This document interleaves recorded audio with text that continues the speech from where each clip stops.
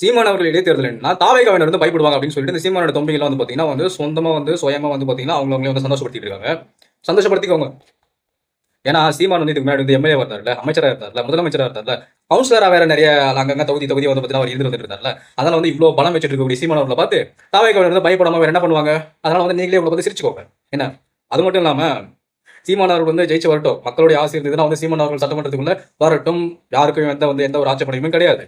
என்ன ஆனா சீமான் அவர்கள் வந்து விஜய் அவர்கள் ரோஸ் பண்ணிடுவாரு சட்டமன்றத்துக்கு வந்தாருனா அப்படின்னு சொல்லிட்டு இவனுங்க பாட்டு ஃபர்ஸ்டே உள்ள வாங்கடா, இதுதான் எட்டாத கனவுன்னுவாங்க. எட்டாத இடத்துக்கு ஏணி போடுறது அப்படின்றது வந்து இதுதானா? ஃபர்ஸ்டே ஜெயிக்கவே இல்லை. சீமான் அவர்கள் வந்து பாத்தீங்கன்னா வந்து ஏதோ அதிமுக திமுக ஆதரவு வந்து நிற்கிறாங்க அப்படின்னு இருக்காங்க. அதெல்லாம் நடந்துச்சுன்னா வச்சுக்கோங்க, இவங்களை பார்த்து நம்மளே இப்போ அப்படின்னு துப்பிடலாம். தமிழ் சொல்லிட்டு திமுக மாற்றுன்னு சொல்லிட்டு இந்த மாதிரிலாம் வந்து அவங்க 2 திராவிட கட்சிகளோட ஆதரவோட போயிட்டு அவர் நின்னாருன்னு வச்சுக்கோங்க, இந்த மாதிரி வந்து பார்த்தீங்கன்னா நம்மளே வந்து பழிச்சுன்னு துப்பிடலாம். ஏன்னா அது என்ன நடக்குதுன்னு தெரியல. தனித்து நிற்க போறாரா இல்லை வந்து அவங்களுடைய ஆதரவோட திராவிட கட்சிகளுடைய ஆதரவோட நிற்க போறாரா அப்படின்றது நம்ம பின்னாடி கொடுத்துட்டு பார்ப்போம். ஆனா ஃபர்ஸ்ட் அவர் நிற்கணும், நின்று அவர் ஜெயிக்கணும். ஜெயிச்சதுக்கு அப்புறமா வந்து உள்ள வந்து ரோஸ்ட் பண்ணுவாரு அப்படின்ற மாதிரி பஞ்சு எல்லாம் பேசிக்க ஜெயிக்கவே இல்லை. அதுக்குள்ள வந்து நொய்யிட்டு மக்கள் 2026 உங்களுக்கு ரிசல்ட் என்னன்னு காமிச்சாங்க, ஞாபகம் இருக்கா? 0. குழந்தைங்களுக்கு கேட்டாலும் சொல்லும் 0 அப்படின்னு யாருக்கிட்ட நாத்தாக்கா அப்படின்னு சொல்லுவாங்க, நாம் தமிழர் கட்சி அப்படின்னு சொல்லுவாங்க.